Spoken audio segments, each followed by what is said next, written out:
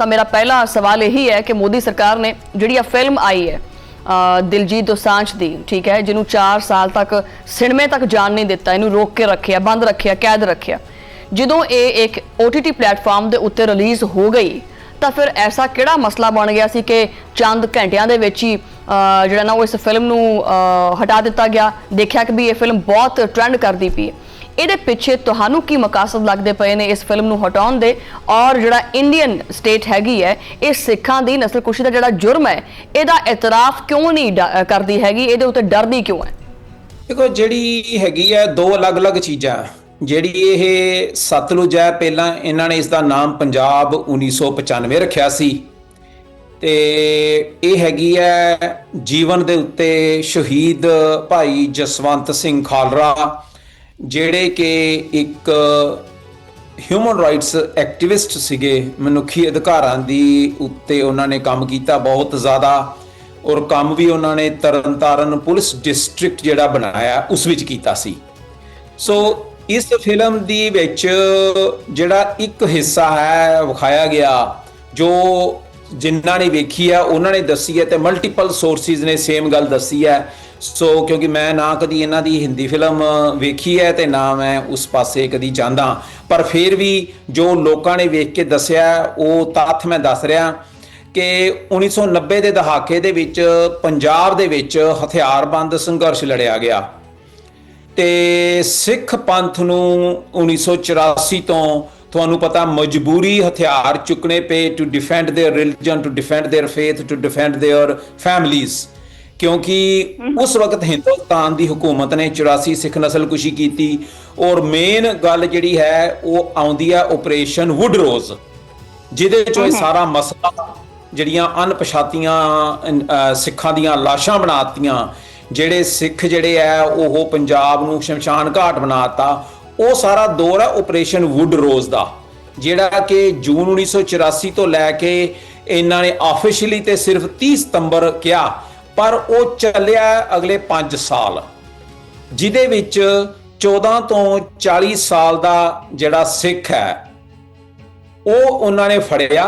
ਇੱਕ ਜਨਰੇਸ਼ਨ ਕਿ ਜਿਹੜੀ ਪੰਜਾਬ ਦੇ ਲਈ ਖਲੋ ਸਕਦੀ ਸੀ, ਲੜ ਲੱਗ ਸਕਦੀ ਸੀ, ਉਹਨੂੰ ਇਹਨਾਂ ਨੇ ਖੁੱਲ੍ਹੇਆਮ ਮਾਰ ਮੁਕਾਇਆ। ਸੋ ਭਾਈ ਜਸਵੰਤ ਸਿੰਘ ਖਾਲੜਾ ਨੇ ਉਹ ਤੱਥ ਕੱਢੇ ਸਿਰਫ ਇੱਕ ਪੁਲਿਸ ਡਿਸਟ੍ਰਿਕਟ ਦੇ। ਪੁਲਿਸ ਡਿਸਟ੍ਰਿਕਟ ਆਪਾਂ ਪੂਰਾ ਡਿਸਟ੍ਰਿਕਟ ਨਹੀਂ ਮੰਨਦੇ, ਸਿਰਫ ਉਹ ਛੋਟਾ ਜਿਹਾ ਡਿਸਟ੍ਰਿਕਟ ਸੀ। 1 ਲੱਖ ਫੌਜ ਸੀ ਉੱਥੇ, ਕਿਉਂਕਿ ਮੈਂ ਵੀ ਉੱਥੋਂ ਦਾ ਜੰਮਪਲ ਹਾਂ ਤੇ ਮੈਂ ਵੀ ਉਹਨਾਂ ਸਮਿਆਂ 'ਚ ਉੱਥੇ ਹੀ ਰਿਹਾ ਜਦੋਂ ਇਹ ਸਾਰਾ ਕੁਝ ਚੱਲਦਾ ਪਿਆ ਸੀ। ਨਾਟ ਕੇ ਜਦੋਂ ਖਾਲੜਾ ਸਾਹਿਬ ਕਰਦੇ ਪਏ ਸੀ, ਪਰ ਜਦੋਂ ਲਾਸ਼ਾਂ ਜਿਹੜੀਆਂ ਹੈ ਉਹ ਅਣਪਛਾਤੀ ਅੱਤਵਾਦੀ ਕਹਿ ਕੇ ਇਹਨਾਂ ਨੇ ਜਗ੍ਹਾ ਜਗ੍ਹਾ ਦੇ ਉੱਤੇ ਉਹਨਾਂ ਦਾ ਫੂਕ ਦਿੱਤੀਆਂ, ਅੰਤਮ ਸੰਸਕਾਰ ਜਿਹਨੂੰ ਕਹਿੰਦੇ ਉਹ ਕਰ ਦਿੱਤਾ। ਸੋ ਉਹਨਾਂ ਨੇ 2000 ਜਾਂ 2100 ਜਿਹੜੀਆਂ ਸਿੱਖਾਂ ਦੀਆਂ ਅਣਪਛਾਤੀਆਂ ਬਾਡੀਜ਼ ਹੈ ਉਹਨਾਂ ਦਾ ਹਿਸਾਬ ਕਿਤਾਬ ਤਰਨਤਾਰਨ ਚੋਂ ਕੱਢਿਆ। ਇਹ ਜਨਵਰੀ ਫਰਵਰੀ 1995 ਦੀ ਗੱਲ ਹੈ। ਸੋ ਉਹ ਜਿਹੜਾ ਹਿੱਸਾ ਉਹ ਮੂਵੀ ਦੇ ਵਿੱਚ ਉਹਨਾਂ ਨੇ ਦਿਖਾਇਆ ਹੈ ਕਿ ਕਿਵੇਂ ਉਹਨਾਂ ਨੇ ਅਣਪਛਾਤੀਆਂ ਲਾਸ਼ਾਂ ਬਾਰੇ, ਜਿਹੜੇ ਸਿੱਖ ਹੈ ਨੌਜਵਾਨ ਸੀ ਜਿਨ੍ਹਾਂ ਦਾ ਕੋਈ ਕਸੂਰ ਨਹੀਂ ਸੀ, ਉਹ ਸਾਹਮਣੇ ਲੈ ਕੇ ਆਂਦਾ। ਪਰ ਇੱਕ ਹਿੱਸਾ ਫਿਲਮ ਦਾ ਜਿਹੜਾ ਨੈਰੇਟਿਵ ਹੈ, ਜਿਹੜਾ ਇਹ ਤਾਂ ਗੁਰੂ ਦੀ ਬਖਸ਼ਿਸ਼ ਹੀ ਹੈ, ਬੈਨ ਹੋ ਗਈ ਹੈ ਤੇ ਵਾਪਸ ਗੱਲ ਹਿੰਦੁਸਤਾਨ ਦੀ ਸਰਕਾਰ ਤੇ ਪਹੁੰਚ ਗਈ ਹੈ। ਕਿਉਂਕਿ ਜਦੋਂ ਤੁਸੀਂ ਬੇਈਮਾਨੀ ਕਰਦੇ ਹੋ ਨਾ, ਚਾਹੇ ਕੋਈ ਹੋਵੇ, ਹੁਣ ਜਿਹੜਾ ਇਹ ਕਿਰਦਾਰ ਕਰਨ ਵਾਲਾ ਹੈ ਭਾਈ ਜਸਵੰਤ ਸਿੰਘ ਖਾਲੜਾ ਦਾ ਦਿਲਜੀਤ, ਉਹਦੇ ਵਾਸਤੇ ਆਪਾਂ ਬਾਹਰ ਚ ਆਉਂਦੇ ਆ, ਪਰ ਪਿਕਚਰ ਦੇ ਵਿੱਚ ਜੋ ਮੈਨੂੰ ਦੱਸਿਆ ਗਿਆ ਉਹ ਇਹ ਹੈ ਕਿ ਉਹਨਾਂ ਨੇ ਇਹ ਸਿੱਖ ਵਰਸਸ ਪੰਜਾਬ ਪੁਲਿਸ ਬਣਾਤਾ।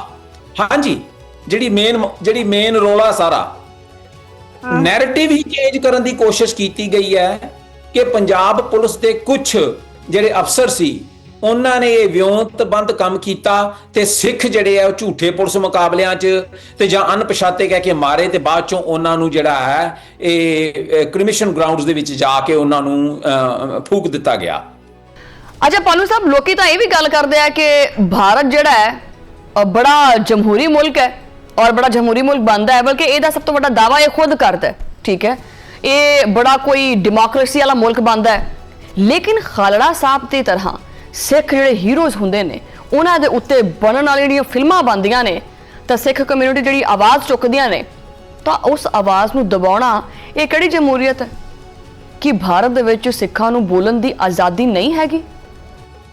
ਦੇਖੋ, ਗੱਲ ਕਿਸੇ ਨੇ ਤੁਹਾਨੂੰ ਅਸਲੀ ਨਹੀਂ ਦੱਸਣੀ। ਉਹਦਾ ਕਾਰਨ ਹੁੰਦਾ ਹੈ ਕਿ ਜਦੋਂ ਇੱਕ ਕੌਮ, ਚਾਹੇ ਸਿੱਖ ਕੌਮ ਹੈ, ਇਸ ਦੇ ਵਿੱਚ ਅਸੀਂ ਖਾਲਿਸਤਾਨ ਦੀ ਗੱਲ ਕਰਦੇ ਹਾਂ, ਜਦੋਂ ਤੁਸੀਂ ਗੱਲ ਅਸਲ 'ਚ ਕੱਢ ਕੇ ਬਾਹਰ ਲੈ ਕੇ ਆਓਗੇ ਤੇ ਪੂਰੇ ਦਾ ਪੂਰਾ, ਉਹ ਚਾਹੇ ਪੰਥਕ ਹੋਣ ਚਾਹੇ ਦੂਸਰੇ ਹੋਣ, ਉਹ ਤੁਹਾਡੇ ਵੱਲ ਪੈ ਜਾਂਦੇ ਆ, ਤੁਹਾਡੇ ਪਿੱਛੇ ਪੈ ਜਾਂਦੇ ਵੀ ਆਹ ਤੁਸੀਂ ਗੱਲ ਕਿਉਂ ਕਰਦੇ ਪਏ ਹੋ। ਪਰ ਤੁਸੀਂ ਜ਼ਿਹਨ ਦੇ ਵਿੱਚ ਇਹ ਸਮਝਣ ਦੀ ਗੱਲ ਕਰਨੀ ਹੈ ਕਿ ਜਦੋਂ ਉਸ ਪਿਕਚਰ ਦੇ ਵਿੱਚ ਸਤਲੁਜ ਜਿਹੜੀ ਡਾਕੂਮੈਂਟਰੀ ਭਾਈ ਜਸਵੰਤ ਸਿੰਘ ਖਾਲੜਾ ਤੇ ਬਣਾਈ ਹੈ, ਤੇ ਉਹਦੇ ਵਿੱਚ ਜਦੋਂ ਤੁਸੀਂ ਹਿੰਦੁਸਤਾਨ ਦੀ ਹੁਕੂਮਤ ਨੂੰ, ਉਸ ਨੈਰੇਟਿਵ ਨੂੰ ਕਲੀਨ ਚਿੱਟ ਦੇ ਰਹੇ ਹੋ, ਤੁਸੀਂ ਕਹਿ ਰਹੇ ਹੋ ਜੀ ਸੀਬੀਆਈ ਦਿੱਲੀ ਤੋਂ ਆਈ, ਉਹਨੇ ਫਿਰ ਇਨਵੈਸਟੀਗੇਟ ਕੀਤਾ, ਉਹਨਾਂ ਨੇ ਫਿਰ ਉਹ ਪੁਲਿਸ ਅਫਸਰ ਜਿਨ੍ਹਾਂ ਨੇ ਸ਼ਹੀਦ ਜਸਵੰਤ ਸਿੰਘ ਖਾਲੜਾ ਸੀਗੇ, ਜਿਹੜੇ ਸ਼ਹੀਦ ਕੀਤੇ, ਜਿਨ੍ਹਾਂ ਨੇ ਪੁਲਿਸ ਵਾਲਿਆਂ ਨੇ ਕੀਤਾ, ਉਹਨਾਂ ਨੂੰ ਜੀ ਉਮਰ ਦੀ ਕੈਦ ਦੀ ਸਜ਼ਾ ਮਿਲ ਗਈ। ਤੇ ਸਵਾਲ ਇਹ ਉੱਠਦਾ ਹੈ ਕਿ ਜਿਹੜੇ ਭਾਈ ਜਸਵੰਤ ਸਿੰਘ ਖਾਲੜਾ ਨੇ 2000 ਤਰਨਤਾਰਨ ਚੋਂ, ਤੇ ਉਹਨਾਂ ਨੇ ਕਿਹਾ ਜੀ 10 ਇਹੋ ਜਿਹੇ ਪੁਲਿਸ ਡਿਸਟ੍ਰਿਕਟ ਹੈ ਤੇ 25000 ਸਿੱਖਾਂ ਦੀਆਂ ਲਵਾਰਸ ਲਾਸ਼ਾਂ ਹੈ, ਤੇ ਉਹ ਕਿੱਧਰ ਗਈਆਂ?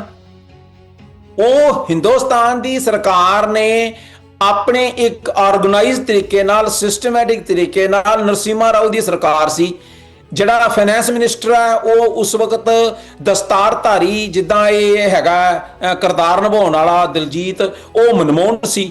ਸਿੱਖ ਕਹਿਣਗੇ ਉਹ ਵੀ ਸਿੱਖਾਂ ਨੂੰ ਜੇ ਕਹੀਏ ਜੀ ਉਹਨੇ ਪੈਸੇ ਦਿੱਤੇ, ਕਹਿਣਗੇ ਨਹੀਂ ਉਹ ਤਾਂ ਸਿੱਖ ਸੀ। ਸੋ ਇਹ ਜਦੋਂ ਤੁਸੀਂ ਕੋਈ ਅਸਲੀਅਤ ਸਾਹਮਣੇ ਕੱਢ ਕੇ ਲੈ ਕੇ ਆਣੀ ਹੁੰਦੀ ਹੈ ਤੇ ਤੁਸੀਂ ਸੱਚ ਦੇ ਉੱਤੇ ਪਹਿਰਾ ਦੇਣਾ ਜ਼ਰੂਰੀ ਹੈ। ਹੁਣ ਸੱਚ ਇਹ ਹੈ ਕਿ ਫਿਲਮ ਬਣਾਈ ਗਈ ਸੀ ਨੈਰੇਟਿਵ ਚੇਂਜ ਕਰਨ ਵਾਸਤੇ। ਜਸਵੰਤ ਸਿੰਘ ਖਾਲੜਾ ਬਾਰੇ ਬਿਲਕੁਲ ਦੱਸਿਆ ਗਿਆ, ਬਿਲਕੁਲ ਉਹਨਾਂ ਨੇ ਜਿਹੜੀਆਂ ਬਾਡੀਜ਼ ਹੈ ਅਣਪਛਾਤੀਆਂ, ਅਨਆਇਡੈਂਟੀਫਾਈਡ ਕਹਿ ਕੇ ਉਹ ਸਾਹਮਣੇ ਲਿਆਂਦਾ, ਕਿਵੇਂ ਉਹਨਾਂ ਨੇ ਦੱਸਿਆ ਵੀ ਉਹਨੂੰ ਸ਼ਹੀਦ ਕਰ ਦਿੱਤਾ, ਉਹ ਵੀ ਦੱਸਿਆ। ਪਰ ਜਿਹੜਾ ਨੈਰੇਟਿਵ ਹੈ ਉਹ ਸਿੱਖ ਵਰਸਸ ਸਿੱਖ ਕਰ ਦਿੱਤਾ ਗਿਆ। ਹੁਣ ਜਿਹੜਾ ਪੰਜਾਬ ਦਾ ਨੌਜਵਾਨ ਹੈ ਜਾਂ ਜਿਹੜੀ ਦੁਨੀਆ ਸਾਰੀ ਦੇਖਦੀ ਪਈ ਹੈ, ਤੇ ਉਹਨਾਂ ਚੋਂ ਹਿੰਦੁਸਤਾਨ ਤੇ ਬਰੀ ਹੋ ਗਿਆ ਨਾ, ਇੰਡੀਆ ਤਾਂ ਬਰੀ ਹੋ ਗਿਆ। ਉਹਨਾਂ ਕਹਿਣਾ ਜੀ ਖਾਲੜਾ ਜਿਹੜਾ ਉਹ ਕਿਸੇ ਪੰਜਾਬ ਪੁਲਿਸ ਦੇ ਸਿੱਖ ਨੇ ਮਾਰਿਆ ਤੇ ਹਿੰਦੁਸਤਾਨ ਦੀ ਸਰਕਾਰ ਨੇ ਆਪਣੀ ਸੀਬੀਆਈ ਭੇਜੀ ਤੇ ਉਹਨੂੰ ਇਨਸਾਫ ਦਵਾਤਾ। ਹੁਣ ਤੁਸੀਂ ਇਹਦੀ ਬੈਕਗ੍ਰਾਉਂਡ ਮੈਨੂੰ ਦੇਖ ਕੇ ਦੱਸੋ, ਇਹ ਮੈਚ ਹੁੰਦਾ? ਅੱਛਾ ਪਨੂ ਸਾਹਿਬ, ਇਹ ਵੀ ਦੱਸਿਓ ਕਿ ਭਾਰਤੀ ਸੈਂਸਰ ਬੋਰਡ ਨੇ ਇਸ ਫਿਲਮ ਦੇ ਵਿੱਚ ਲਗਭਗ ਕਹਿੰਦੇ ਪਿਆ ਕਿ ਜੀ 120 ਜਿਹੜੇ ਕੱਟ ਨੇ ਨਾ ਉਹ ਲਵਾਏ ਨੇ। ਕੀ ਇਹ ਸੀਨ ਇਸ ਫਿਲਮ ਨੂੰ ਖਤਮ ਕਰਨ ਵਾਸਤੇ ਨੇ?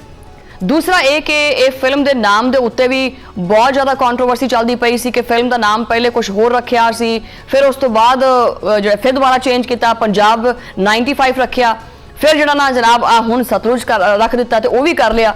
ਇੰਨੀਆਂ ਸਾਰੀਆਂ ਤਬਦੀਲੀਆਂ ਕਰਨ ਦੇ ਬਾਵਜੂਦ ਇਸ ਫਿਲਮ ਨੂੰ ਫਿਰ ਹਟਾਇਆ ਕਿਉਂ ਗਿਆ? ਇਹਦੀ ਇਜਾਜ਼ਤ ਕਿਉਂ ਨਹੀਂ ਦਿੱਤੀ ਗਈ? ਔਰ ਤੁਹਾਡੇ ਬਕੌਲ ਕਿ ਤੁਸੀਂ ਕਹਿੰਦੇ ਆ ਕਿ ਜੀ ਇਸ ਫਿਲਮ ਦੇ ਵਿੱਚ ਹਕਾਇਕ ਜਿਹੜੇ ਨੇ ਉਹ ਸਹੀ ਨਹੀਂ ਦਿਖਾਏ ਗਏ, ਤਾਂ ਫਿਰ ਇਸ ਫਿਲਮ ਦੇ ਵਿੱਚ ਕਿਹੜੀਆਂ ਗੱਲਾਂ ਨੇ ਜਿਹੜੀਆਂ ਬੇਸਿਕਲੀ ਛੁਪਾਉਣ ਵਾਸਤੇ ਭਾਰਤ ਇਸ ਫਿਲਮ ਦੇ ਉੱਤੇ ਪਾਬੰਦੀ ਲਾਉਂਦਾ ਪਿਆ? ਕਿਉਂਕਿ ਸੈਂਸਰ ਬੋਰਡ ਨੇ ਤਾਂ ਸਾਰਾ ਕੁਝ ਕੱਢ ਦਿੱਤਾ ਸੀ ਵਿੱਚੋਂ, ਤਾਂ ਖਾਲੜਾ ਸਾਹਿਬ ਤਾਂ ਹੀਰੋ ਹੈਗੇ ਆ, ਔਰ ਉਸ ਹੀਰੋ ਨੂੰ ਤੁਸੀਂ ਛੁਪਾ ਕੇ ਦੱਸ ਸਕਦੇ ਆ ਜਿਨ੍ਹਾਂ ਨੂੰ ਬੱਚਾ ਜਾਣਦਾ? ਨਹੀਂ, ਕੁਝ ਨਹੀਂ ਕੱਢਿਆ। ਦਲਜੀਤ ਨੇ ਆਪ ਲਾਈਵ ਹੋ ਕੇ ਇਹ ਵਾਲੀ ਗੱਲ ਕਹੀ ਹੈ ਕਿ ਜੀ ਅਸੀਂ ਫਿਲਮ ਜਿਹੜੀ ਹੈ ਜਿੱਦਾਂ ਬਣਾਈ ਸੀ ਉਦਾਂ ਹੀ ਜਿਹੜੀ ਸਟ੍ਰੀਮਿੰਗ ਹੈਗੀ ਆ ਜ਼ੀ ਦੀ, ਉਹਦੇ ਤੇ ਚਲਾਈ ਹੈ ਸਟ੍ਰੀਮਿੰਗ ਪਲੇਟਫਾਰਮ। ਉਹਨਾਂ ਨੇ ਕਿਹਾ ਸੀ ਕੱਟ ਲਗਾਓ, ਅਸੀਂ ਕੱਟ ਨਹੀਂ ਲਗਾਏ। ਤੇ ਇਹ ਬੀਬੀ ਖਾਲੜਾ ਨੇ ਵੀ ਇਹੀ ਗੱਲ ਕਹੀ ਹੈ ਵੀ ਜਿਹੜੀ ਡਾਕੂਮੈਂਟਰੀ ਹੁਣ ਚੱਲਦੀ ਪਈ ਹੈ ਸਟ੍ਰੀਮਿੰਗ ਦੇ ਉੱਤੇ, ਜਿਹੜੀ ਚੱਲਦੀ ਸੀ ਤੇ ਬੰਦ ਹੋ ਗਈ, ਉਹਦੇ 'ਚ ਕੋਈ ਕੱਟ ਨਹੀਂਗਾ। ਕੱਟ ਉਹਨਾਂ ਨੇ ਲਗਾਉਣ ਨੂੰ ਇਹਨਾਂ ਨੂੰ ਕਿਹਾ ਸੀ ਤਾਂ ਕਿ ਉਹ ਸੈਂਸਰ ਬੋਰਡ ਉਹਨੂੰ ਜਿਹੜਾ ਹੈ ਉਹ ਰਿਲੀਜ਼ ਕਰ ਸਕੇ। ਉਹ ਇਹਨਾਂ ਨੇ ਲਗਾਏ ਜਾਂ ਨਹੀਂ ਲਗਾਏ, ਸੈਂਸਰ ਬੋਰਡ ਵਾਲਾ ਮਸਲਾ ਅਲੱਗ ਚੱਲਦਾ ਪਿਆ, ਉਹਦਾ ਇਸ ਨਾਲ ਕੋਈ ਰਿਲੇਸ਼ਨ ਨਹੀਂ ਹੈ। ਇਹ ਕਹਿੰਦੇ ਜੀ ਅਸੀਂ ਐਜ਼ ਇਟ ਇਜ਼ ਰਿਲੀਜ਼ ਕੀਤੀ ਹੈ ਜਿਹੜੀ ਸਟ੍ਰੀਮਿੰਗ ਦੇ ਉੱਤੇ ਹੈ। ਸੋ ਇਸ ਦੇ ਵਿੱਚ ਬੈਕਫਾਇਰ ਇਹ ਹੋਇਆ ਕਿ ਜੇ ਇਹ ਸਟ੍ਰੀਮਿੰਗ ਦੇ ਉੱਤੇ ਚੱਲਦੀ ਰਹਿੰਦੀ ਤੇ ਸਾਰਾ ਨੈਰੇਟਿਵ ਇਹ ਹੋ ਜਾਣਾ ਸੀ, ਕਿਉਂਕਿ ਖਾਲੜਾ ਸਾਹਿਬ ਦੇ ਕਰਕੇ ਜਿਹੜਾ ਖਾਲੜਾ ਸਾਹਿਬ ਹੈ ਉਹ ਦਿਲਜੀਤ ਕਰਕੇ ਜਾਂ ਇਸ ਮੂਵੀ ਕਰਕੇ ਨਹੀਂ ਦੁਨੀਆ 'ਚ ਸਾਹਮਣੇ ਆਏ, ਬੱਚਾ ਜਾਣਦਾ। ਧੰਨਵਾਦ ਭੈਣ ਜੀ। ਇਹ ਦਿਲਜੀਤ ਖਾਲੜਾ ਸਾਹਿਬ ਦੀ ਡਾਕੂਮੈਂਟਰੀ ਸ਼ੋਅ ਕਰਕੇ ਇਹ ਕਹਿਣ ਦੀ ਕੋਸ਼ਿਸ਼ ਕਰ ਰਿਹਾ ਕਿ ਜੀ ਮੈਂ ਸਿੱਖ ਪ੍ਰਤੀ ਕੰਮ ਕਰਦਾ, ਮੈਂ ਸਿੱਖ ਪੰਥੀ ਹਾਂ, ਮੈਂ ਪੰਜਾਬ ਦੇ ਮਸਲੇ ਸਾਹਮਣੇ ਲੈ ਕੇ ਆਉਣਾ। ਪਰ ਤੁਸੀਂ ਇਹਦਾ ਇਤਿਹਾਸ ਵੇਖ ਲਓ ਕਿ ਨਾਲੇ ਖਾਲੜਾ ਸਾਹਿਬ ਦੀ ਡਾਕੂਮੈਂਟਰੀ ਜਦੋਂ ਬਣਾਈ ਹੈ ਤੇ ਤੁਹਾਨੂੰ ਇਤਿਹਾਸ ਪਤਾ ਲੱਗ ਗਿਆ ਨਾ। ਜੇ ਇਤਿਹਾਸ ਪਤਾ ਲੱਗ ਗਿਆ ਫਿਰ ਮੋਦੀ ਨਾਲ ਬੈਠ ਕੇ ਹੱਥ 'ਚ ਫੁੱਲਾਂ ਦੇ ਗੁਲਦਸਤਾ ਲੈ ਕੇ ਕਹਿੰਦਾ ਪਿਆ ਜੀ ਮੈਨੂੰ ਪਤਾ ਜੀ ਮੇਰਾ ਭਾਰਤ ਬਹੁਤ ਮਹਾਨ ਹੈ, ਕਿਉਂਕਿ ਜਦੋਂ ਮੈਂ ਭਾਰਤ ਵਿੱਚ ਗਿਆ ਟੂਰ ਕੀਤਾ ਤਾਂ ਮੈਨੂੰ ਪਤਾ ਲੱਗਾ ਮੇਰਾ ਭਾਰਤ ਕਿਵੇਂ ਮਹਾਨ ਹੈ।